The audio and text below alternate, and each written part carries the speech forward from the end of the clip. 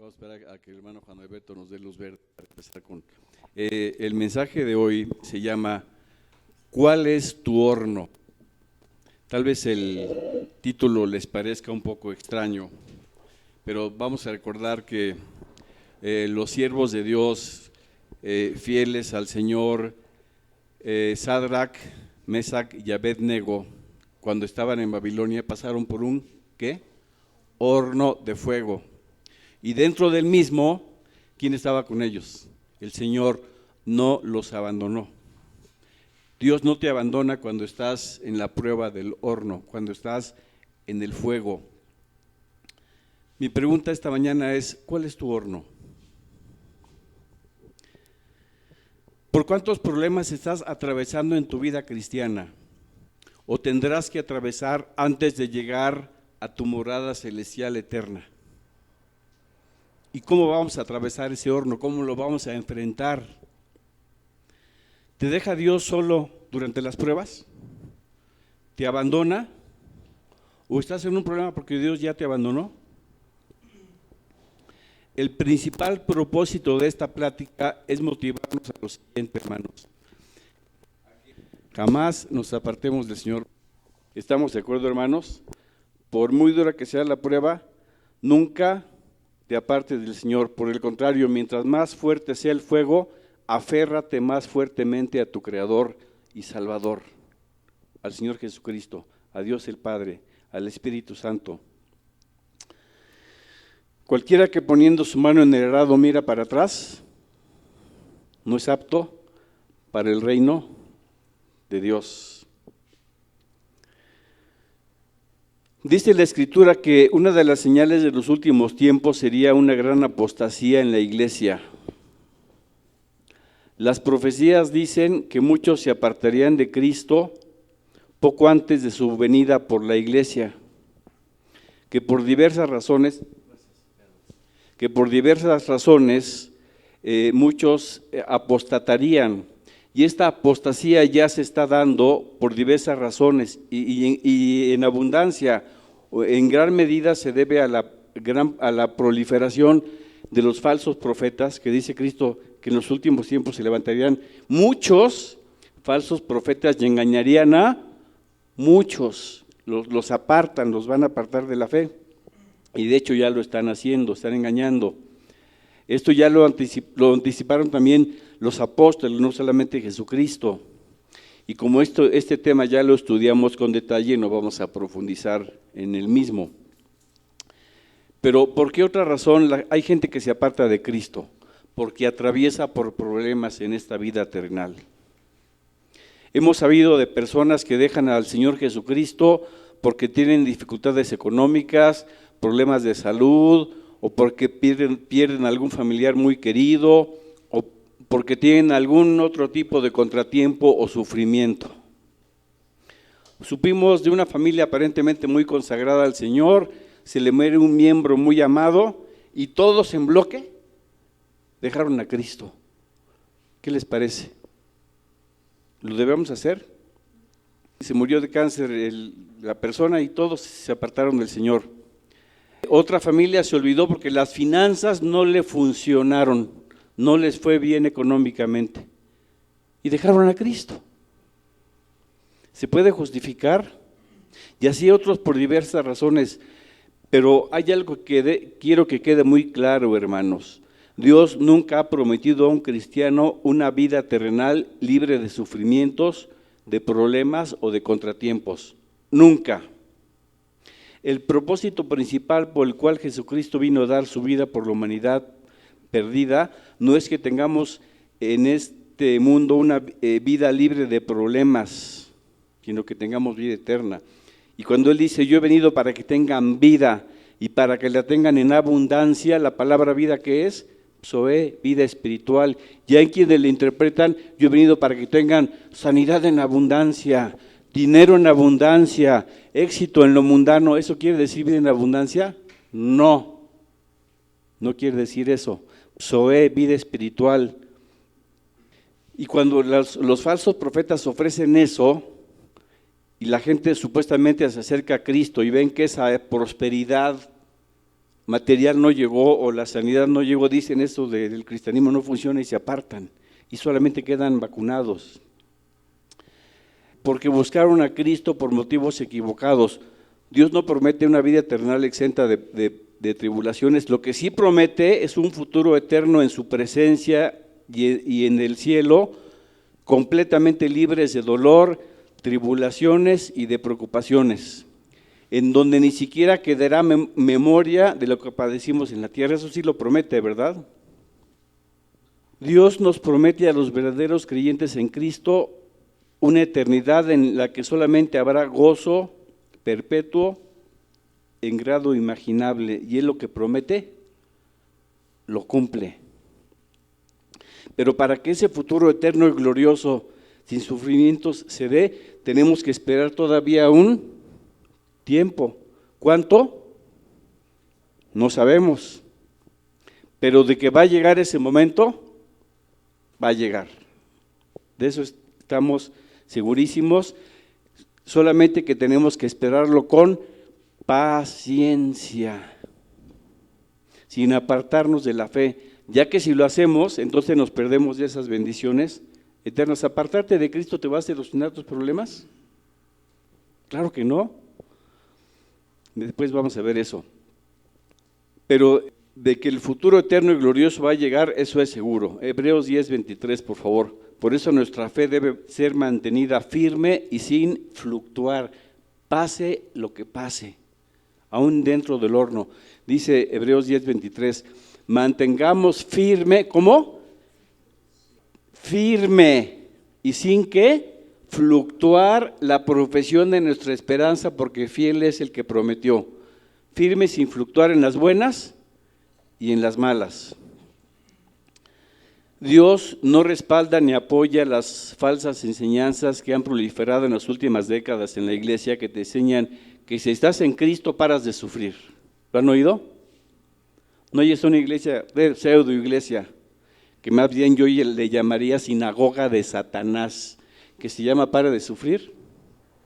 ¿Alguien desde que se convirtió a Cristo ya no ha tenido problemas?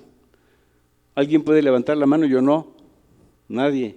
Bueno, desconfía de todo ministro o congregación en donde se te diga que busques a Cristo para que tengas acceso a la prosperidad y o a la sanidad y que se solucionen todos tus problemas y para que todo te vaya bien.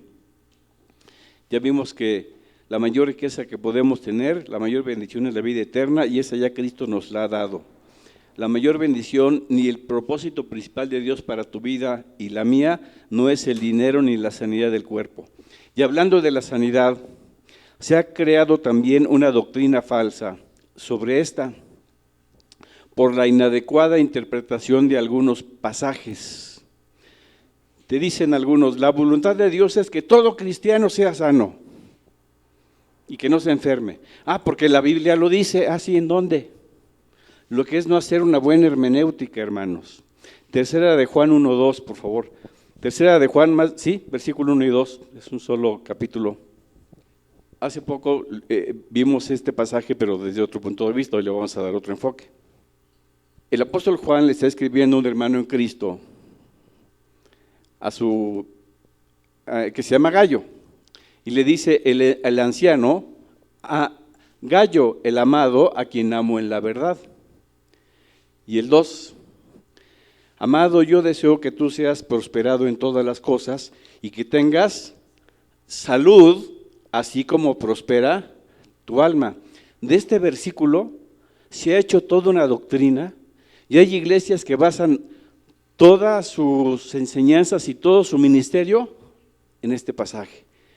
Y te dicen, la voluntad de Dios para todos los creyentes es que sean siempre prósperos, tengan todo en abundancia y que sean sanos. Hermanos, por eso existe la hermenéutica, que son las reglas para una adecuada interpretación de los pasajes bíblicos. Y el que afirma eso no está haciendo una adecuada hermenéutica.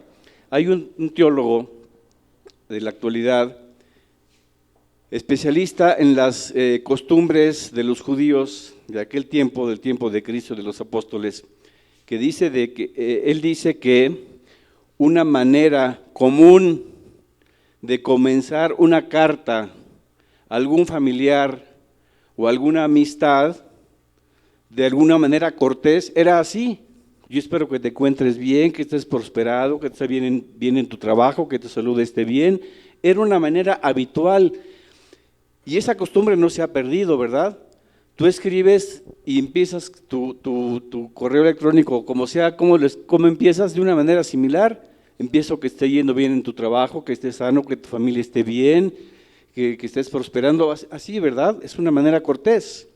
Entonces, debido a esta cortesía que el apóstol Juan estaba mostrando con su hermano en Cristo Gayo, se creó una doctrina. Dios quiere que todos, y que tú y que todos, los cristianos de todos los tiempos y de todo el mundo, seamos sanos siempre y prósperos.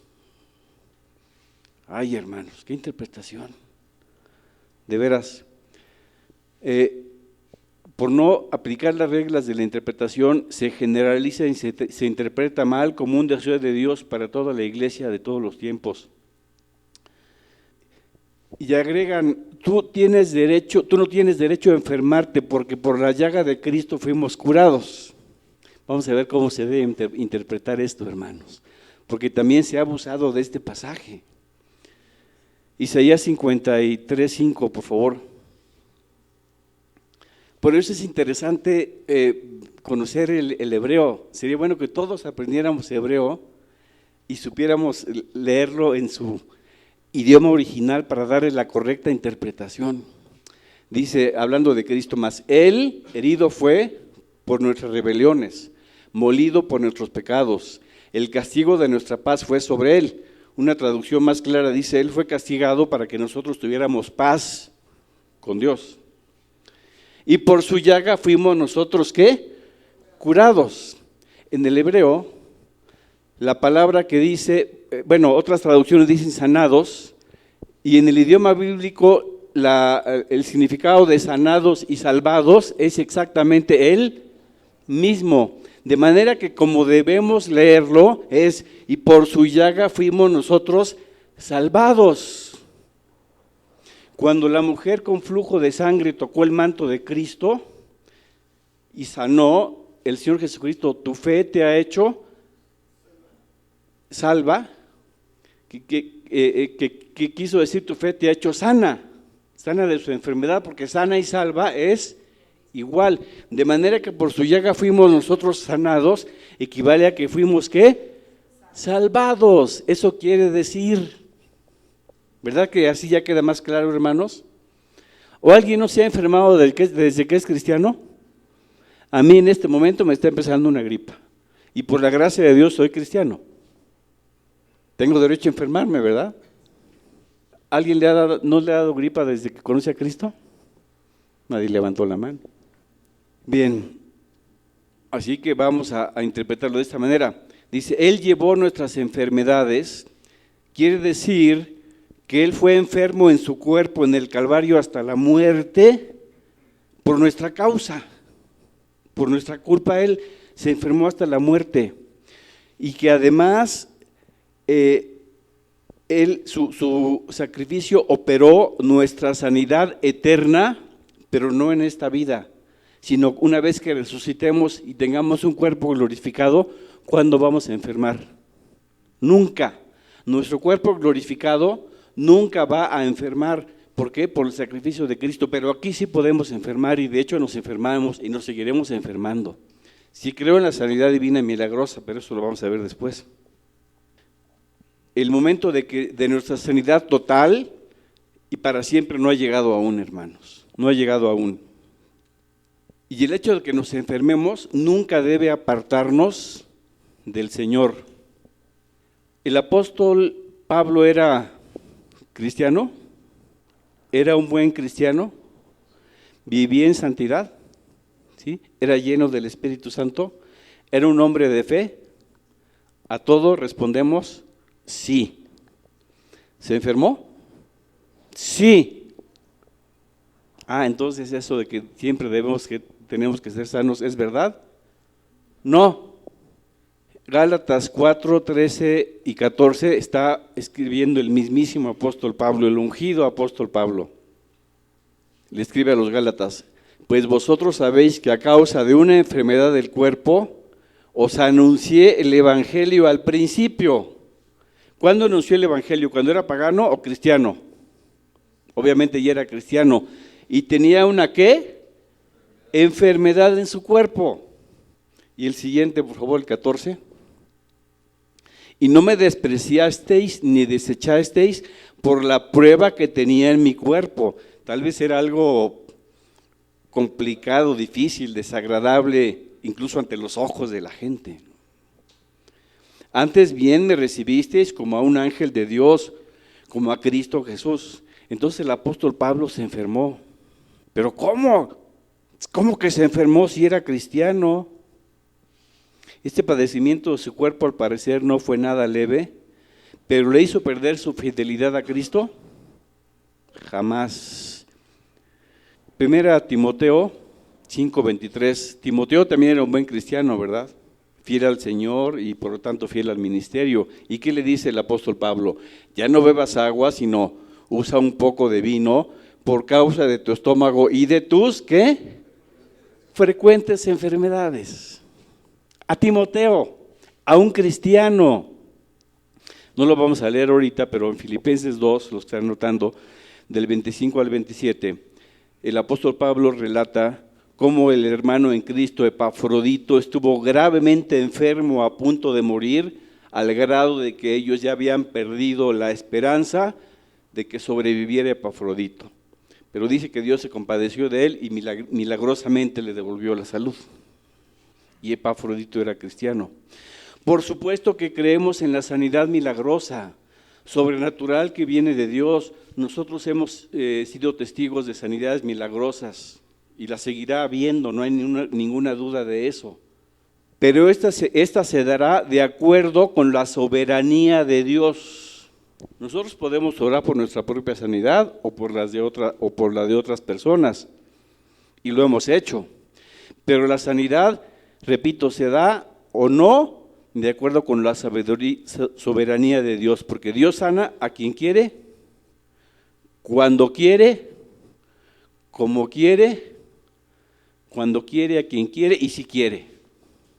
Y si no quiere, no lo sana. A unos sí y a otros no. Él sabe por qué y Él nunca se equivoca. Y no vamos a cuestionar su autoridad ni su soberanía. ¿Sí, hermanos? A Pablo, el gran ungido, al gran apóstol lleno de fe y del poder de Dios, no quiso sanarlo de ese aguijón de la carne que nadie sabe exactamente qué era, a pesar de que se lo pidió en 3 ocasiones, y Dios tuvo sus razones para no restituirle la salud. Y también hemos visto en repetidas ocasiones que este apóstol pasó por todo tipo de sufrimiento, problemas, tribulaciones y carencias, pero su fe, su fortaleza, su firmeza y su fidelidad a Cristo jamás se vieron mermadas, nunca se vinieron abajo, nunca se debilitaron, nunca flaqueó, es más, nunca se quejó. Y él decía: sobreabundo de gozo en todas nuestras tribulaciones. Dios nunca prometió a una vida a los cristianos libres de problemas, ¿o sí? No. Él dice: en el mundo tendréis aflicción. Los que están anotando, no lo busques, Juan 16:33. En el mundo tendréis, ¿qué? Aflicción. ¿A quién le está diciendo? ¿A los paganos o a los cristianos? A los cristianos. Hechos 14:22, por favor. Confirmando los ánimos de los discípulos, exhortándoles a que permaneciesen en la fe y diciéndoles: es necesario que a través de muchas tribulaciones entremos en el reino de Dios. Antes de que lleguemos al reino celestial, tenemos que atravesar por tribulaciones, pero tribulaciones que en lugar de debilitarnos deben que fortalecernos y hacer que busquemos más y más del Señor. Dios dice: en su angustia me buscarán. Y a veces mientras no estamos angustiados, no lo buscamos, lo cual está muy mal.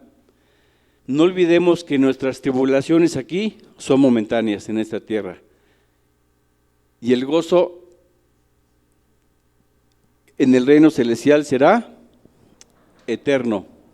Fíjense, les voy a leer una versión de la Biblia al día, una traducción de la Biblia al día que dice: sin embargo, lo que ahora sufrimos no tiene comparación con la gloria que nos dará después. Luego lo buscan en Romanos 8:18.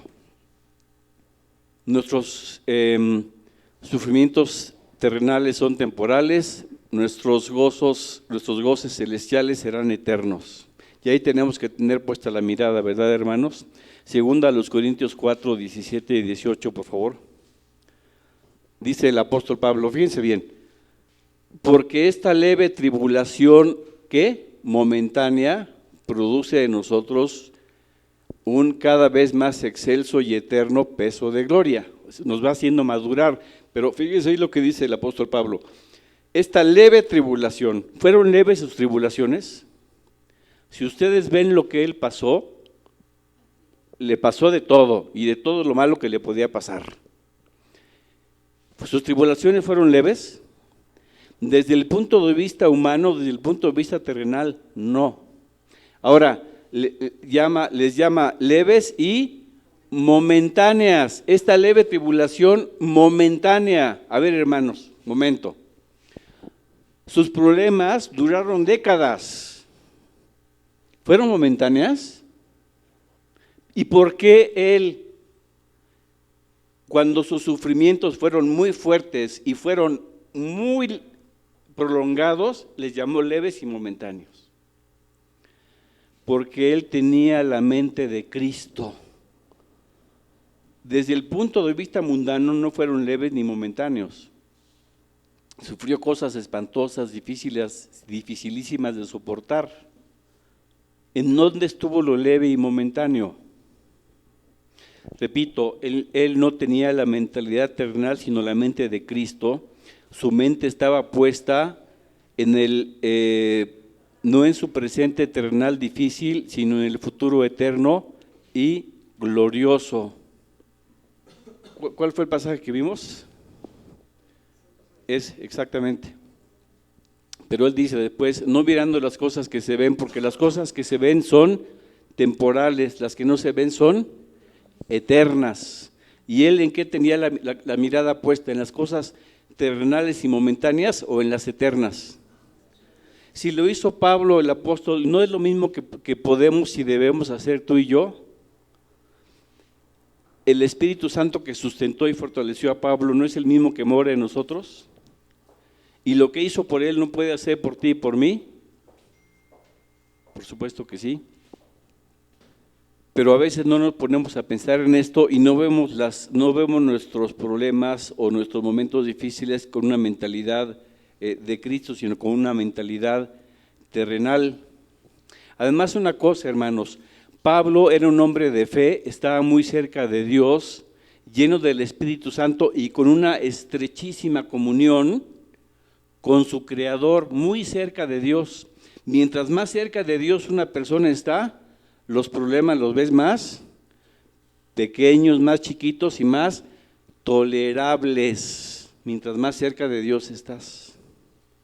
Mientras más lejos, tus problemas los ves más grandes y menos tolerables. ¿Quieres estar cerca o quieres estar lejos de tu Creador? Además, si bien Cristo no nos promete una vida libre de tribulaciones, sí nos promete una cosa valiosísima. Durante las mismas, su presencia, su ayuda, su fortaleza, su consuelo. Su compañía durante la prueba, durante el horno. Por eso dice, con Él estaré yo en la angustia. Lo buscan en Salmo 91:15. Aunque ande, todos se lo saben de memoria, aunque ande en valle de sombra de muerte, no temeré mal alguno, porque tú estarás conmigo. No dice cuando ando en valle de sombra de muerte, cuando ando en problemas, es que tú me has abandonado, Señor. ¿Así dice? No, aunque esté en un horno, tú estarás conmigo. Y tú me infundirás aliento, ¿sí o no? Isaías 43:2, este sí podemos leerlo, por favor. 2, por favor. Cuando pases por las aguas, yo te abandonaré, dice el Señor. Ahí te las arreglas como puedas. ¿Así dice? No, cuando pases por las aguas, yo estaré contigo. Y si por los ríos, no te anegarán. Cuando pases por el fuego, no te quemarás, ni la llama arderá en ti. Te voy a pasar por el horno, dice el Señor. Va a estar dura la prueba, pero no voy a permitir que te quemes. Va a ser finalmente para tu bien. Como cuando el alfarero mete a la vasija de barro crudo en el horno. ¿De qué sirve de barro crudo? ¿Para qué sirve? ¿Pero qué tiene? Para que sea útil, ese barro, ¿qué tienes que hacer? Meterlo al horno. ¿De qué te sirven todos los ingredientes de un pastel mezclados, crudos, si no los metes al horno? ¿Qué tienes que hacer para que se haga un pastel útil y sabroso? Meterlo al horno. A veces Dios mete al horno, pero siempre es para nuestro bien. Después vamos a ver eso. El apóstol Pablo en su propia carne pudo experimentar esa fortaleza del Señor durante la prueba. Cuando le dijo, Señor, quítame este aguijón, que realmente para ti es muy difícil de soportar, le dijo, no te lo voy a quitar, pero bástate mi gracia, para que lo soportes. El Señor te dice a ti lo mismo, bástate mi gracia. ¿Cuál es tu prueba? ¿Cuál es tu tribulación? ¿Cuál es tu problema? ¿Cuál es tu dolor, tu sufrimiento, tu carencia, tu enfermedad, tu horno? Bástate mi gracia. Yo estoy contigo. Yo no te estoy abandonando. Por eso el apóstol pudo decir, todo lo puedo en Cristo que me debilita. ¿Así dijo? ¿Que me qué? Fortalece. Casi todo lo puedo en Cristo. No, le quitamos el casi, ¿verdad? Todo lo puedo en Cristo que me fortalece. Toda la prueba, toda la aflicción, todo el sufrimiento, todo el dolor, todo lo que venga, porque Él está conmigo. Y Él es fortalecedor. El Señor es mi fortaleza y es mi escudo. Todo lo puedo en Cristo que me fortalece. No dice, yo me fortalezco a mí mismo, ¿verdad? ¿Por qué? Porque Él tenía a Cristo, Él tenía el Espíritu de Cristo, el Espíritu Santo. Era un creyente, pero hay del incrédulo que no tiene quien lo fortalezca y lo consuele en los periodos de tribulación. Ellos son dignos de conmiseración, no tienen una fuente de consuelo, de fortaleza, no tienen quien los levante cuando se caen. Apártate de Jesucristo por los sufrimientos y ¿qué ganancia vas a tener? Ninguna. Lejos de solucionar tus problemas, serás traspasado de muchos dolores. Ay de los que se apartan, dice el Señor, serán como el tamo, serán llevados por el viento. Dice la palabra que los que se apartan de Cristo son traspasados por muchos, ¿qué? Dolores. No dice que serán traspasados de dolores, traspasados por muchos dolores. ¿Por qué? Porque se apartaron de Cristo. ¿Y qué solucionan? Nada. Por eso dice Romanos 8, lo hemos leído muchas veces, Romanos 8, del 35 al 39, ¿quién nos separará del amor de Dios? ¿Quién o qué? ¿Quién nos separará del amor de Cristo? ¿Tribulación o angustia? ¿O persecución o hambre o desnudez? ¿O peligro o espada? Como está escrito, por causa de ti somos muertos todo el tiempo, somos contados como ovejas de matadero. Antes en todas estas cosas, ¿somos qué? Aún durante la prueba, somos más que vencedores por medio de aquel que nos amó. No lo quites, por favor. El apóstol Pablo estuvo en la cárcel, ¿cuántas veces? Fue azotado, ¿cuántas veces? Sufrió hambre, ¿cuántas veces? Frío, problemas. Y decía, soy más que vencedor. En la cárcel sí, pero más que vencedor, eso no me quita lo más que vencedor. Me están azotando, pero sigo siendo más que vencedor. Tengo hambre, pero soy más que vencedor. No decía, ay no, pues ya estoy derrotado, pues ya me azotaron y estoy encarcelado. No, pues ya no la hice, ya soy de los perdedores, soy de las chivas. Espero que aquí nadie le vaya a las Chivas, pero no, ¿verdad? No, seguía siendo más que vencedor. ¿Por qué? Porque estaba con Cristo. Somos más que vencedores por medio de aquel que nos amó. Por lo cual estoy seguro que ni la muerte, ni la vida, ni ángeles, ni principados, ni potestades, ni lo presente, ni lo porvenir, ni lo alto, ni lo profundo, ni ninguna otra cosa creada nos podrá separar del amor de Dios que es en Cristo Jesús, Señor nuestro. Nada, y nada es nada. Y si viene la prueba más fuerte, pues mientras más sea fuerte la prueba, fuerte más fuertemente a tu Creador. Vimos, hermanos, que la palabra dice, lo repetimos por favor, Hechos 14:22, confirmando los ánimos de los discípulos, exhortándoles a que permaneciesen en la fe y diciéndoles, es necesario que a través de muchas tribulaciones entremos en el reino de Dios. Estamos de acuerdo, y ya lo hemos dicho en otra ocasión, que la iglesia de antaño, la iglesia de Cristo de los siglos pretéritos, fue una iglesia muy sufrida por la persecución de la que fue víctima, por parte de los judíos que no se quisieron convertir a Cristo, por parte de los romanos después, por parte de la Inquisición, en fin. Ahora ya, al menos en donde nosotros vivimos, en nuestros tiempos, ya tenemos libertad de creencias, libertad de expresión, libertad de culto, ya no pasa nada. Ya no sufrimos esa persecución. Sin embargo, no estamos ajenos a sufrimientos. Hermanos, en esta vida tenemos que pasar de todo. En Eclesiastés 3 dice que hay tiempo para todo, tiempo para bien y para mal. Eclesiastés 3, 1 y 2, por favor. Dice, todo tiene su tiempo y todo lo que se quiere debajo del cielo tiene su hora. Tiempo de nacer, tiempo de morir, tiempo de plantar, tiempo de arrancar lo plantado. Al 4, por favor. Tiempo de llorar y tiempo de... ¿O todo va a ser reír?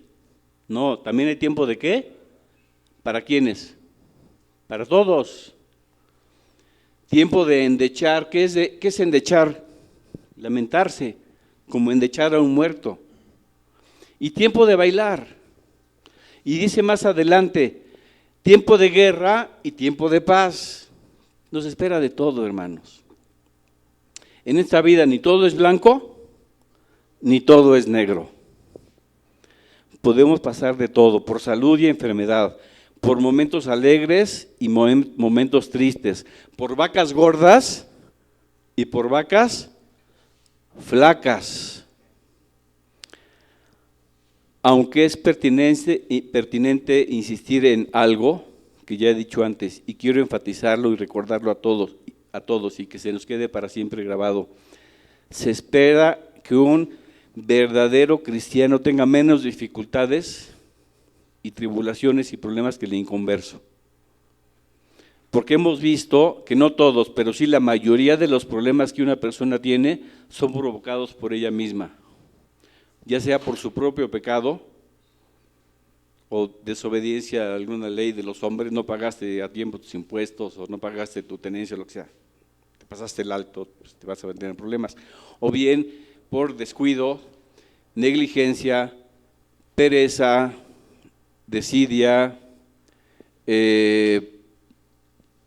por tomar una mala decisión, no razonada, no bien pensada,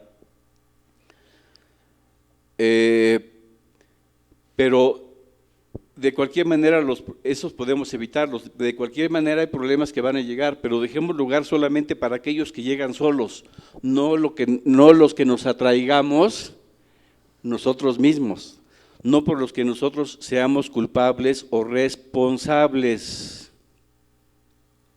A veces transgredir las leyes del Creador nos mete en dificultades, ya lo he dicho. Les voy a leer lo que dice la Biblia al día.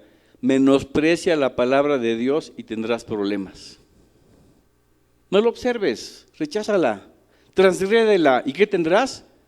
Problemas. Después lo buscan en Proverbios 13:13, yo se los dije, ahorita no, Yo se los leí en la Biblia al día porque lo dicen de manera más clara.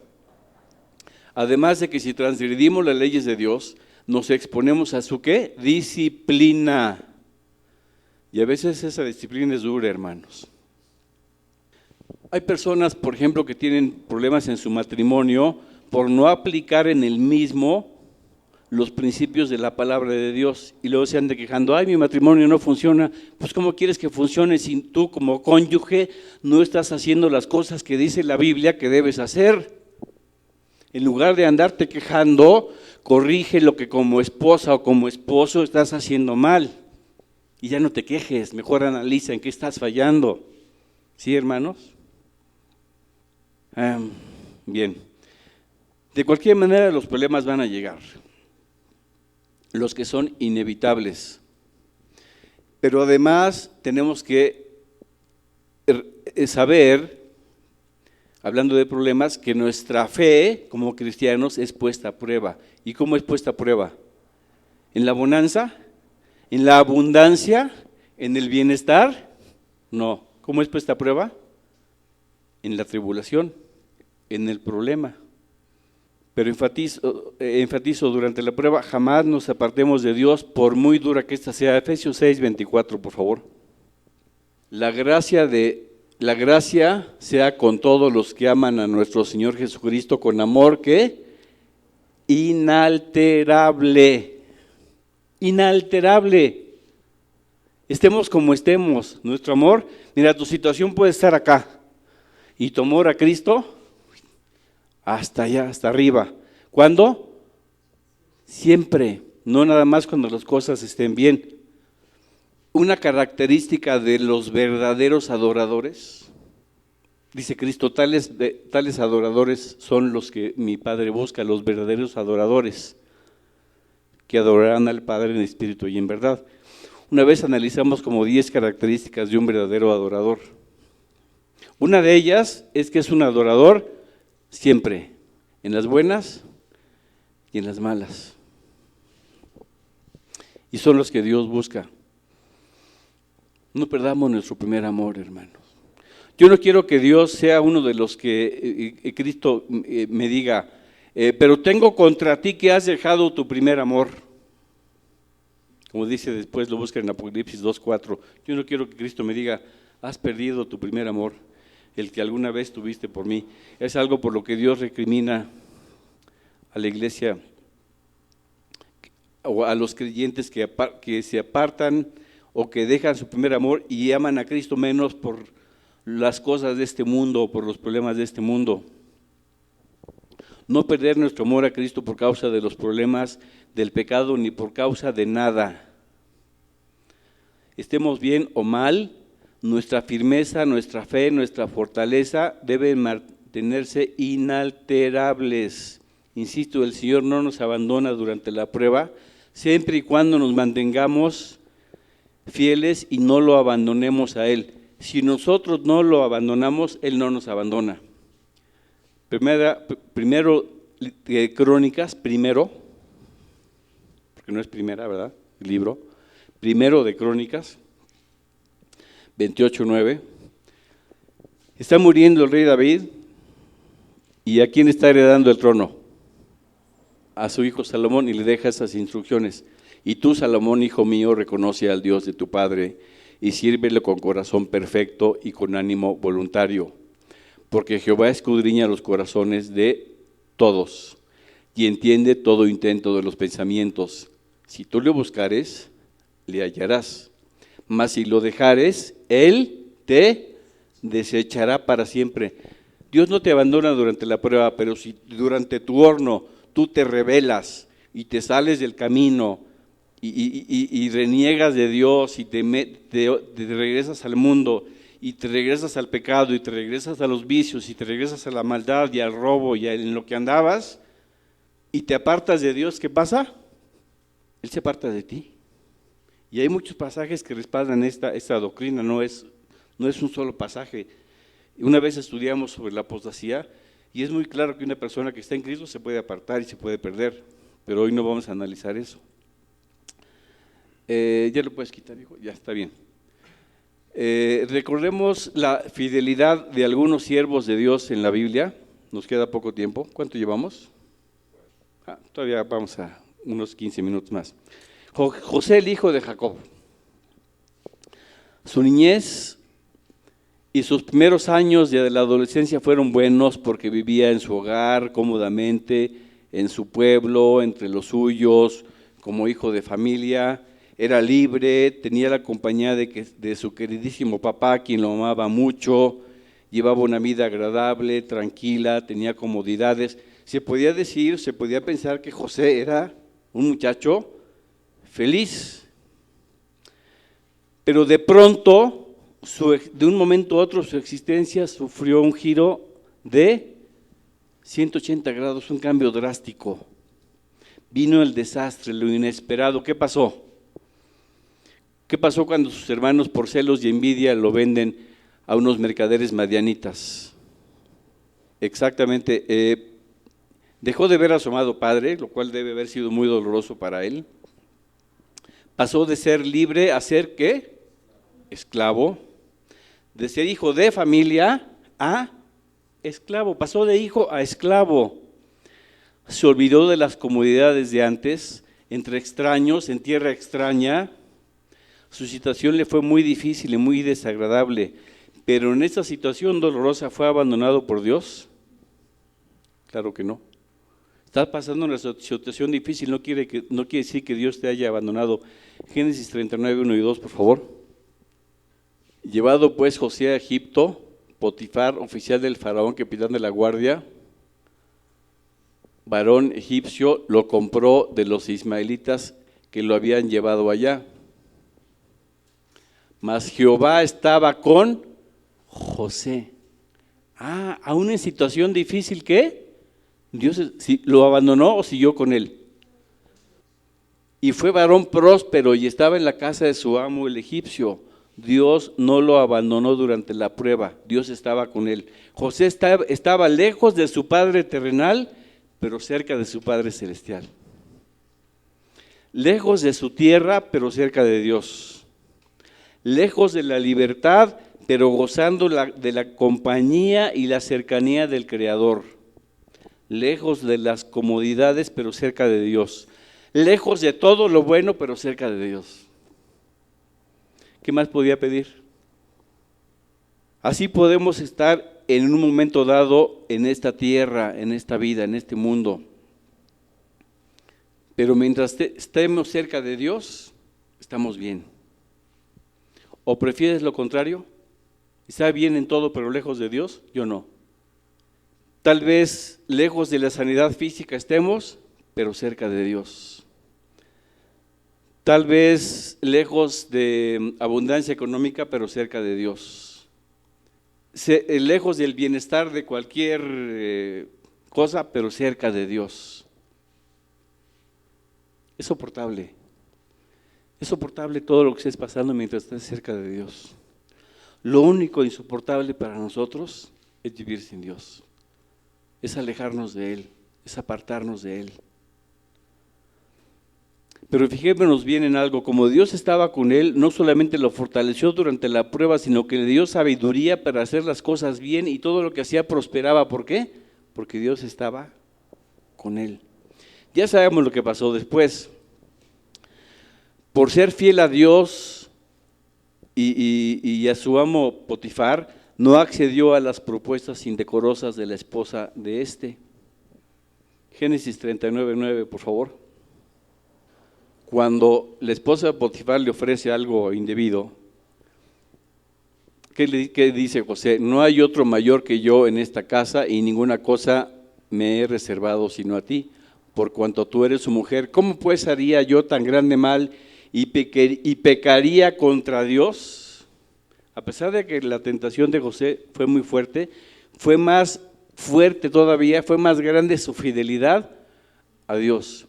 Cuando enfrentemos a una tentación muy fuerte, debemos pensar, mi fidelidad a Dios es aún mayor, por eso no voy a ceder, por eso no voy a caer. Entonces, José no accedió. ¿Cuál fue el resultado? Lo difamaron, lo calumniaron, ¿y en dónde terminó?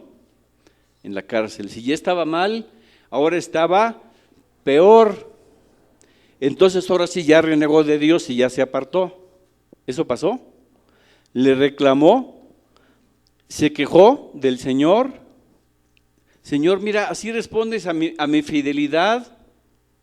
Yo por no fallarte no accedí, mira qué hermosa estaba esa mujer y yo me aguanté porque pues por respeto a ti, por amor a ti, y mira cómo me pagas, permites que vaya yo a la cárcel. ¿Sabes qué, Señor?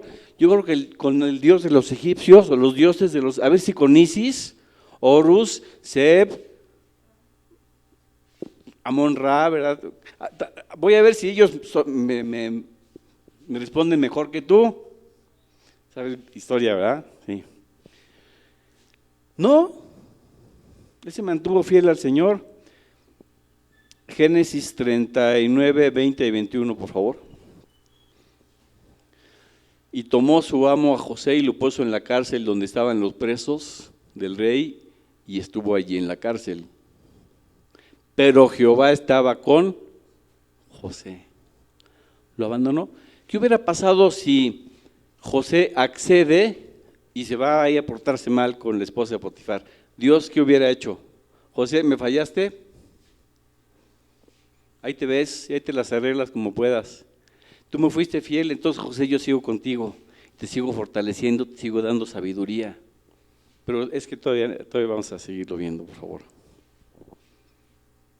20, 21. Pero Jehová estaba con José y le extendió su misericordia y le dio gracia en los ojos del jefe de la cárcel. Todos conocemos el resto de la historia. ¿Hasta dónde llegó después José? Hasta primer ministro de Faraón. El segundo del país más poderoso del mundo. Lo que al principio fue para mal, finalmente fue para Génesis 50, 20, por favor. Vosotros, ¿qué le dijo José a los hermanos que lo habían vendido ya cuando se identificaron como hermanos? Dice José, vosotros pensasteis mal contra mí, mas Dios lo encaminó a bien para hacer lo que vemos hoy, para mantener en vida a mucho pueblo. Finalmente fue de bien para José, pero no solamente para él, sino para, si no hubiera sido por el sueño de Faraón y lo que Dios le reveló y el consejo que le dio y todo lo que ya sabemos, probablemente su mismo papá y sus mismos hermanos hubieran muerto de inanición, de hambre, exactamente. Pero fue para bien. Pero José fue vendido a los 17 años. ¿Y cuando llegó a ser primer ministro? A los 30. ¿Cuántos años de horno fueron? 13. Por eso esta plática se llama ¿cuál es tu horno? ¿Y cómo lo estás pasando? ¿Con fe? ¿Con fortaleza? ¿Con fidelidad? ¿O estás renegando de Dios? ¿O ya te quieres apartar? ¿O ya te quieres volver al pecado? ¿O te estás aferrando más a Dios? Por eso, hermanos, a veces, aunque tengamos que pasar por las pruebas, a veces tenemos que pasar por cosas malas para que vengan cosas buenas. Por eso hay un refrán que dice, no hay mal que por bien no venga. Romanos 8, 28, por favor. Vamos a darnos 5 minutos más. Y sabemos que los que aman a Dios, ahí estamos incluidos nosotros, tú y yo, todos los verdaderos cristianos. Todas, dice algunas, las cosas ayudan a bien. Esto es, a los que conforme a su propósito son llamados. No le quites, por favor. Miren, los que aman a Dios, todas las cosas. Aquí en griego la palabra cosas es josa, que significa una conjunción entre cosas buenas y cosas malas que finalmente se combinan para dar un buen resultado. Un ejemplo, hay un incienso de un olor muy fragante, muy agradable, que está preparado con varios componentes. Uno de ellos se extrae de la concha de un molusco, de cierto molusco.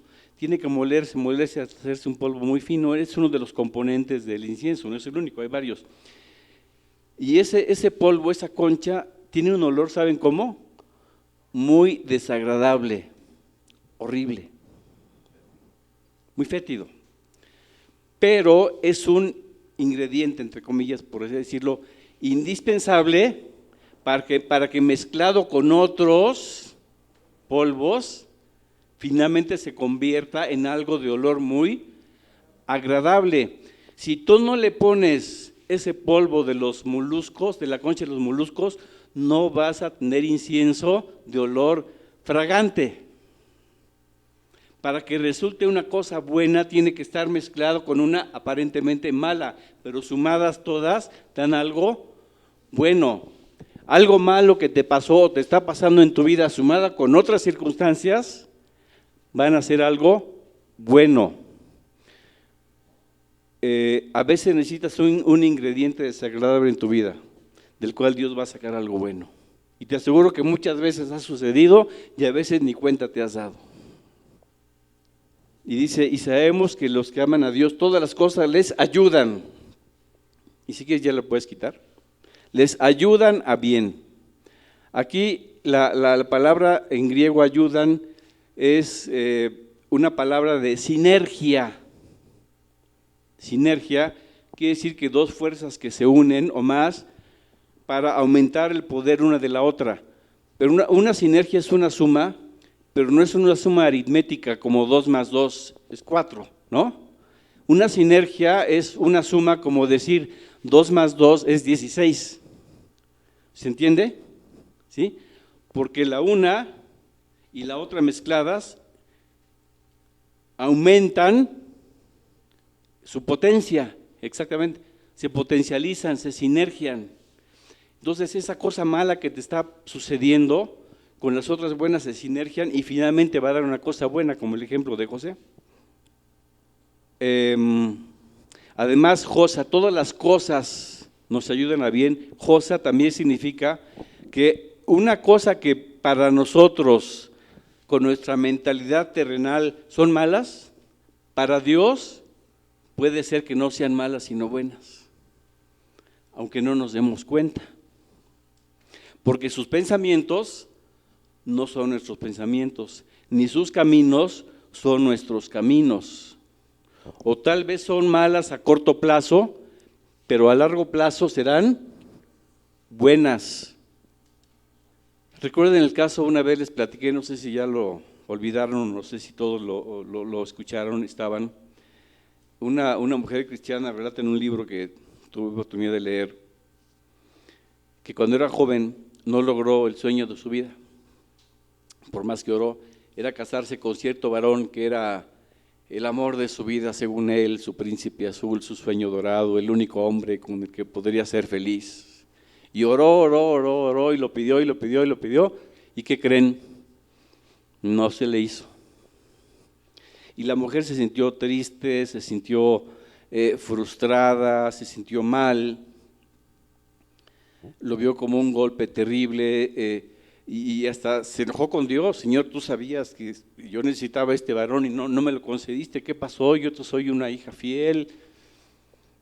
Más tarde, después de no sé cuántos años,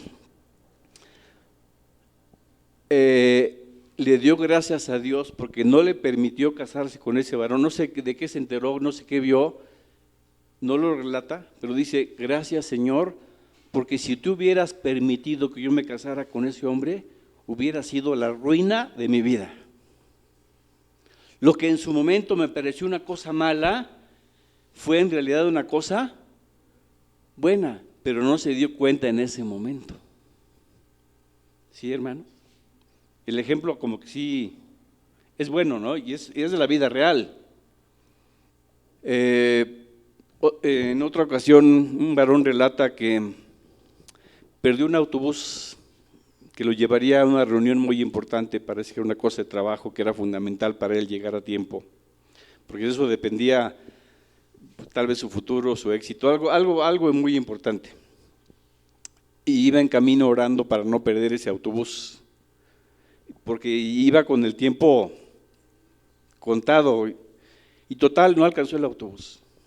Ay, qué frustración, no voy a llegar, y le empezó a reclamar a Dios: yo tanto que te pedí, tú sabías que yo necesitaba, sabías cuán importante era para mí llegar a tiempo a esa reunión, ahora qué voy a hacer, ahora qué va a pasar. Total tuvo que esperar el siguiente autobús, ahora va a llegar tarde, a ver qué pasa, ¿verdad? Aborda el autobús y al cabo de un trecho recorrido, ¿saben de qué se enteró?